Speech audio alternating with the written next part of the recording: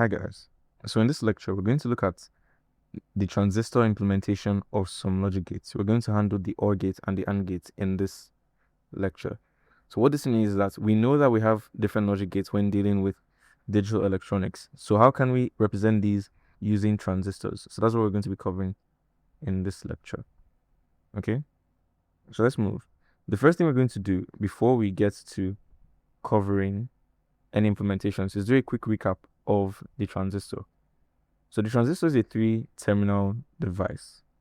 Okay, it has 3 terminals that we're going to use in this implementation. Okay, this middle one is called the base, the topmost is the collector, and the bottommost is the emitter. Okay, you can call this B, C, and E. And we're also going to be implementing an NPN transistor, which means our arrow is going to be pointing this way. So the BJT is a bipolar junction transistor. Okay, so bipolar junction transistor, right? It has both electrons and holes. So that's what we're going to use. And we're also going to be using an NPN BJT.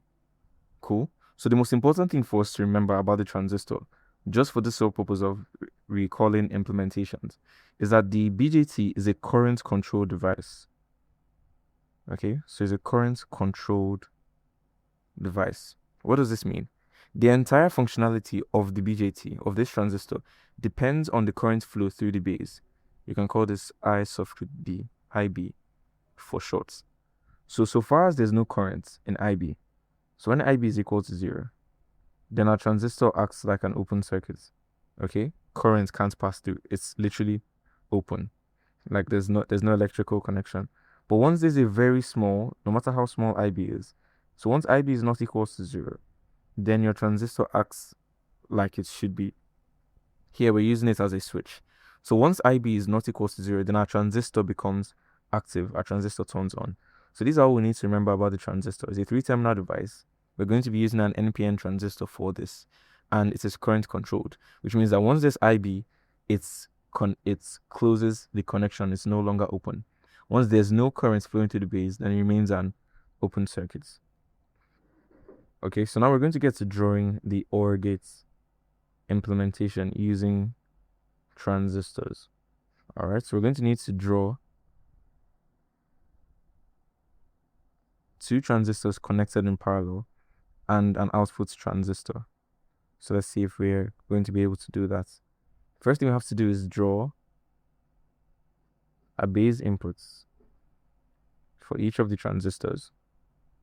Okay, draw a base inputs. Then ground our emitters. Okay, all of the emitters are going to be connected to ground. As the crucial next step. So once we join these together, then we can add our grounding symbol, so that this is grounded. Then we definitely know we're working with NPN transistors, so we can go ahead and draw the necessary arrows. Okay. So now the next step is to raise this is Q1, first transistor. This is Q2. Let's call this Q3.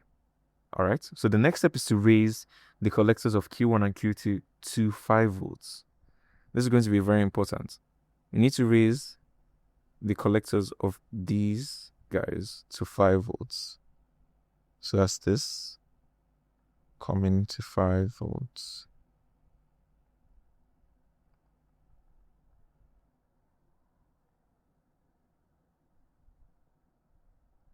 Okay, so the next step is to raise each of these guys to 5 volts. Okay, so we're going to do it this way for now before we complete the circuit. And we need a resistor in series from the 5 volts. Then we take this out to positive 5 volts. Okay, positive 5 volts. So the collectors of Q1 and Q2 are tied to the base of Q3. Okay, so this is the next crucial step. The base of Q3 is not raised to 5 volts as the rest. It is tied to the collector outputs of Q1 and Q2. All right, and then the last step is to also raise the collector of Q3 separately to 5 volts with its own unique series resistor. Okay, so this is a series resistor. That's a bit off center. So this is a series resistor. It's going to come down, and this is going to be tagged. So this is the diagram we're going to be working with when we're doing the OR gate implementation using transistors. Okay, so we know this is going to be, okay, let's call this A, let's call this B, and then our output is Q. Our output M is going to come from here. Okay, so output M. Okay, and we're going to have to pay attention to this node. So let's call this node node N. All right, so now we're done with our circuits. Let's analyze what's going on. To help us with this, let's draw the OR gate truth table, just to keep our memories fresh. All right, so if we have A and B as inputs with an output M, then 0, 0 is going to give 0, since we're dealing with an OR gate, and then every other combination is going to give us 1. All right, this is an OR gate. That's how OR gates work. So we're going to look at the first case. What happens when A and B are both 0? All right, so let's look at our circuits and perform a circuit analysis. So that's case 1. A and B are 0. So let's look at what happens. When A is 0, that means there's no inputs coming in from this. Then we're expecting IB here, the current through this base, is going to be 0. And the current through this base is going to be 0. Remember what we said about the transistor. Once there is no current flowing through your base, then your transistor acts like an open circuit. All right, there's no electrical connection. So that means A and B being 0 means that there's no electrical connection flowing through Q1 and Q2, and node N is hanging freely. Okay, node N is hanging freely. So this means there's no connection between node N and ground. Remember, this is our ground, our GND. So that means node N is also at the 5 volts. Okay, call this R1 and R2 to help us understand voltage drops. So there is no connection. If I have a power supply flowing this way, and I have an ungrounded circuit, okay, let's call this 10 volts. Let's call this R3. If there's no connection between R3 and ground, then this is, remember, this is an open circuit. Then this terminal is going to also be at 10 volts. That's the exact same thing that's happening here. So node N is also at positive 5 volts. So we can now perform our analysis from here. Since node N is at 5 volts, that means there is a voltage flowing through, and then there is going to be currents flowing into Q3. Does that make sense?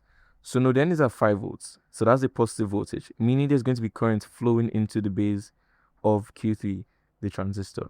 Remember what we said about the transistor. So current flowing into the base turns on Q3. So Q3 turns on and connects to ground. All right.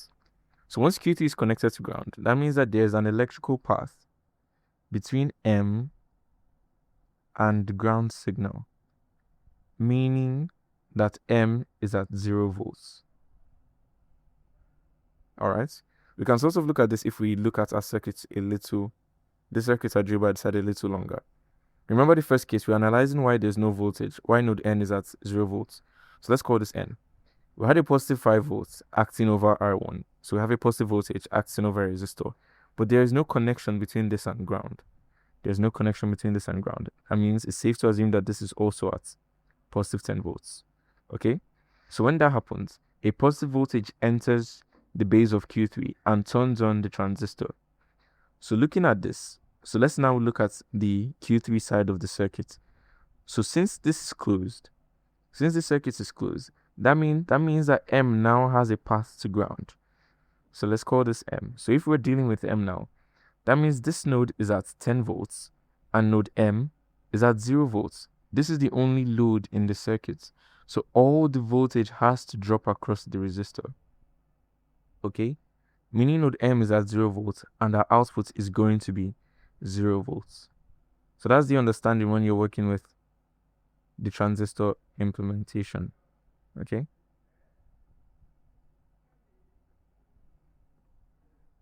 So remember, when A and B are 0, node N is at 5 volts. Okay? because both Q1 and Q2 are open circuits. Node N is at 5 volts. Q1 and Q2 are open circuits. Okay? Then the I of base, the base of Q3, so let's say I of base of Q3 is not equals to 0. So Q3 is closed. And since Q3 is closed, then node M is equal to 0 volts. All right, so that's the logical train of thought. You look at your inputs A and B, and then you ask yourself, which of my transistors are open, which of my transistors are closed, and how does that affect my junction N? If it does, you know that N is going to feed in directly into the base of Q3, and that's going to affect the reading on M. All right, so let's look at the second case. Second and third case are going to be rather identical, since it's just changing the transistor that's on. So let's look at case 2. Okay, so case 2, let's say A is, okay, let's stick with how we wrote it. So for case 2, A is low and B is high. All right, this is going to be really interesting. So since A is low, remember what we said. A is low, the current through this base is 0. This transistor is going to be off. It's going to be an open circuit, okay? We can imagine this as an open circuit. But once there's current flowing through B1, there's an IB here that is not equal to 0. Then this path closes, meaning that there's a path for N to follow through to ground. All right? Remember, if we had a voltage source and a load of a resistor, okay? Once this is open, so far as this is open, then this is also at 10 volts, positive 10 volts. But once there's a path for this guy to close, then this drops immediately from 10 volts down to 0 volts because KVL has to be obeyed, all right? There has to be a voltage conservation. So since B is 1, that means there's a path for this to follow through to ground, and then N is at 0 volts. Does that make sense? There's a path for N to follow through to ground, meaning there's a closed loop from positive 5 volts to R1 to N through the transistor to ground, meaning that N is at 0 volts, since we're assuming there's no load across the transistor, okay? So now we have to follow it carefully. N is at 0 volts, meaning that there is no voltage entering the base of Q3, okay? So the base of Q3, let's call this I of B for Q3, is equal to 0, okay? Remember, there's no current into the base of Q3. This is equal to 0, and this transistor turns off. All right? Once there's no current in the base, the transistor turns off. So what does that mean? Remember the case we had before. So since this is now an open circuit, right, then the voltage at M is the same as positive 5 volts. Okay? Meaning that M is directly equal to positive 5 volts. Meaning it is high. Okay? So that's the way we follow. A is low and B is high. A goes off, B stays on, meaning that it provides a path to ground for N. N goes and means that since it's 0 volts, because there's a path to ground, then transistor Q3 also goes off. Since Q3 goes off, this node is floating. There's no way for it to reach the ground. It's an open circuit. It means it's at the same voltage as whatever the source is, meaning that M is also 5 volts, which is what we're trying to get when we're doing the transistor implementation, okay? So if you do the third case, you realize we're doing the exact same thing, just in reverse. A is high and B is low, okay? So let's erase what we've done. Let's erase what we've done before. Okay. Cool. So now we know that A is going to be high and B is going to be low, meaning that there's a current IB flowing through A and there's no current flowing through B. Remember what we said? B is going to turn off. Okay, so there's a current through base, which means that this guy forms a closed circuit from N straight to ground, which means that N is going to be 0 volts.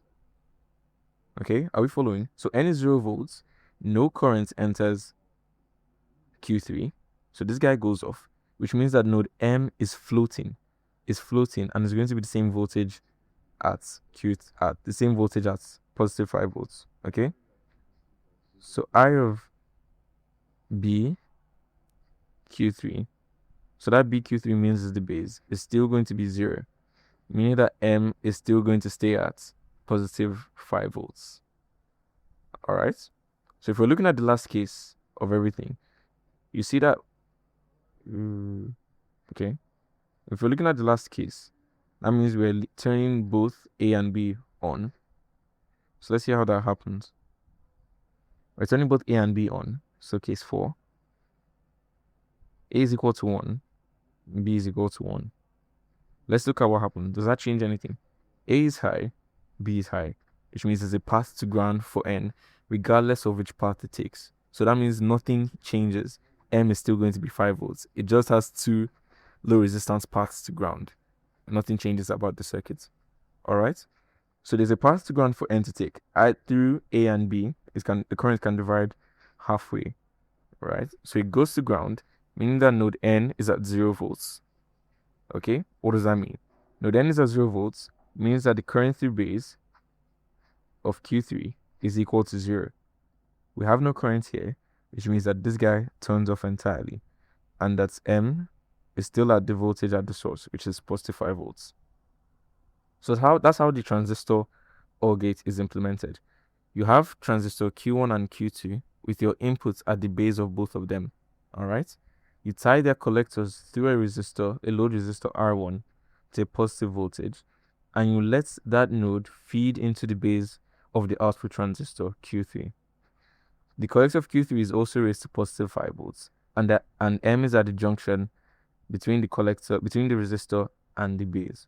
Okay? Remember the steps we took. The first time both of them were off, right?